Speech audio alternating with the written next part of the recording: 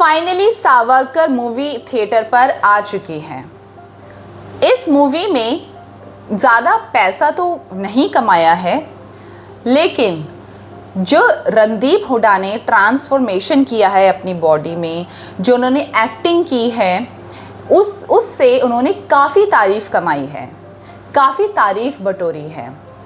तो इसमें दिखाया गया है कि जो सावरकर की लाइफ में इतना उतार चढ़ाव था कि खुद इस मूवी के डायरेक्टर ने इस मूवी को बीच में छोड़ दिया, बनाने से इस मूवी को छोड़ दिया, और फिर खुद रणदीप हुड्डा ने इस मूवी को पूरा किया है।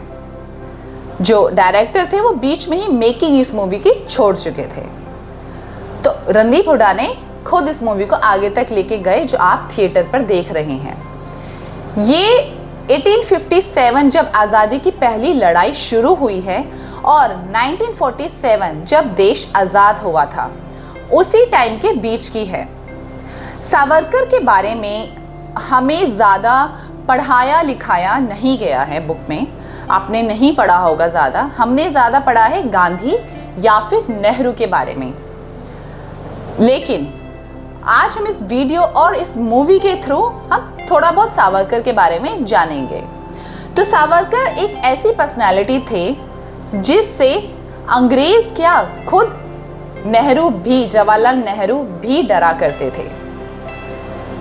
रणदीप हुड्डा, जो रणदीप हुड्डा एक्टर हैं, रणदीप हुड्डा की जो ये मूवी है, हमेशा से आप ये देख लो, चाहे सरबजीत वाली मूवी देख लो, हमेशा से सॉलिड ही रही है। इनकी मूवी में ना ही कोई चमक धमक, ना ही कोई फालतू का ड्रामा रहा है। आप खुद एनालाइज कर सकते हैं, सरबजीत मूवी से लेकर सावरकर तक। तो आज हम बात कर रहे हैं वीर सावरकर की,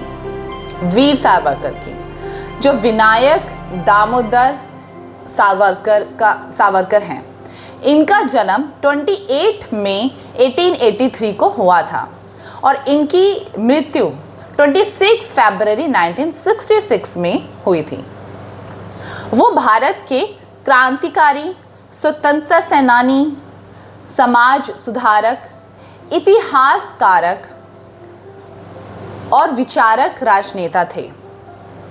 उनकी जो साइड में थे, उनको जो पसंद करते थे, वो लोग उन्हें वीर सावरकर के नाम से बुलाया करते थे। सावरकर को लेकर सबकी अपनी अपनी अलग अलग राय रही है हमेशा से। काफ़ी लोग सावरकर को पसंद करते हैं और काफ़ी लोग सावरकर के अगेंस्ट भी हैं, नापसंद भी करते हैं। इस वजह से मूवी को देखते हुए काफ़ी लोगों ने अपने अपने तरीके से उंगलियां उठाई है। तो कौन थे ये सावरकर, विलन या हीरो? चलिए हम सुनते हैं। सावरकर एक पोएट हुआ करते थे। उन्होंने काफ़ी पोएम्स लिखी है और काफ़ी बुक्स भी उन्होंने लिखी है। वो पढ़ाई में भी काफ़ी अच्छे थे, काफ़ी इंटेलिजेंट थे। तो वो बाकी दिग्गजों के साथ लंदन में पढ़ाई करने के लिए भी गए थे। जहाँ से जब वो लंदन गए थे पढ़ाई करने के लिए, वहाँ से उन्हें ये पता चला कि जो ब्रिटिश लोग हैं उनका काफ़ी तरीके से फ़ायदा उठा रहे हैं, भारतीयों का काफ़ी फ़ायदा उठा रहे हैं और काफ़ी जो चीज़ें हैं वो उनसे छुपा भी रहे हैं। ये जो सावरकर है किसी भी धर्म को नहीं मानते थे, ना ही हिंदुत्व को मानते थे। आप शॉक्ड हो गए होंगे ये सुनकर। लेकिन जैसे कि ये मराठी थे, महाराष्ट्र से ये बिलोंग करते थे, तो इन्होंने महाराष्ट्र में एक टेम्पल बनवाया था। एक टेम्पल इन्होंने बनवाया था जिसमें बाकी सब तरीके की जातियाँ, हर जनजातियों को, हर जो जातियाँ थी उनको आना अलाउ था। सिर्फ हिंदू या मुसलमान ही नहीं, हर जाति आती थी। खैर, जैसे कि सावरकर को पता चला कि ब्रिटिश इनसे फैक्ट्स हाइड कर रही हैं, उस टाइम उन्होंने एक बुक लिखी जिसका नाम था इंडियन वॉर ऑफ इंडिपेंडेंस 1857। ये बुक आगे जाकर, जब आगे हम बढ़े, जब और हमारे रेवोल्यूशनरी आए, तो जैसे कि भगत सिंह हो गया, सुभाष चंद्र बोस, इनके ये जो बुक है इनके काम आई, और चंद्रशेखर आज़ाद, ये बुक इन लोगों के बेहद काम आई थी। सावरकर ने काफ़ी जो गन्स हैं, काफ़ी बंदूकें इंडियन रेवोल्यूशनरी को सप्लाई की थी, लेकिन वो पकड़े गए। और वो पहला ऐसा इंसान था जिनको ब्रिटिश ने काफ़ी भयानक पनिशमेंट दी थी, काफ़ी भयानक उनको सज़ा दी थी। उनको एक के बाद एक काला पानी की सज़ा दी गई थी।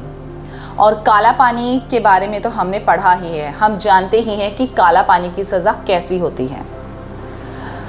और क्योंकि खुद ब्रिटिश जो थे वो सावरकर से डरा करते थे, जो जिस तरीके से लोगों को आज़ादी के लिए भड़का रहे थे, तो खुद ब्रिटिश उनसे डरा करते थे। लेकिन सावरकर को रियलाइज़ हुआ कि अगर उन्हें देश के लिए कुछ करना है तो उन्हें इस जेल से बाहर निकलना पड़ेगा।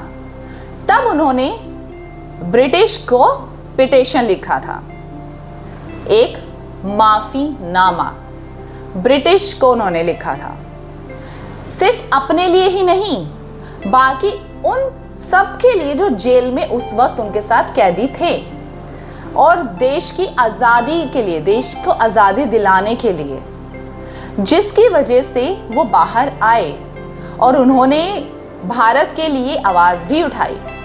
काफ़ी उन्होंने चीज़ें करी भारत के लिए, काफ़ी उन्होंने फाइट करी भारत के लिए। लेकिन इसके बाद सिर्फ यही फैलाया गया कि जो सावरकर है उन्होंने अपने फ़ायदे के लिए पिटीशन लिखा, जो कि बिल्कुल गलत था। वो भी गांधी, भगत सिंह और बाकियों की तरह अपने देश के लिए, अपने देश को सपोर्ट करना चाहते थे।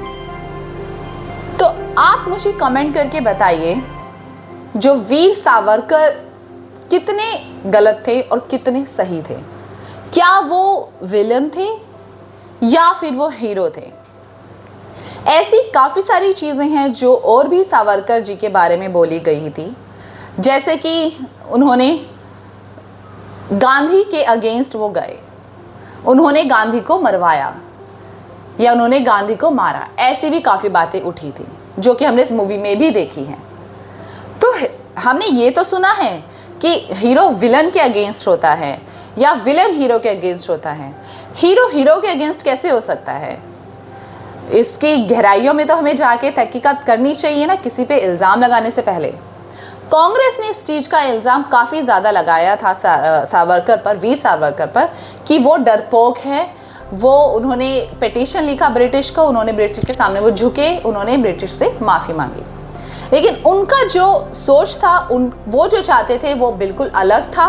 वो अपने देश को आज़ादी दिलाना चाहते थे। इस फिल्म में भी एक ऐसे डायलॉग हैं जो आपने सुने हैं रणदीप हुड्डा के मुंह से कि मैं ऐसा इंसान ढूंढ रहा हूं जो ब्रिटिश का दिल निकाल कर उसे खा जाए। तो इस लाइन से, इस डायलॉग से ही ये साबित होता है कि वो किस तरीके के इंसान थे, वो किस तरीके से ब्रिटिश लोगों के खिलाफ थे, है ना? तो आप अपनी कमेंट मुझे करके बताइए कि आपकी क्या सोच है, आप क्या सोचते हैं। धन्यवाद।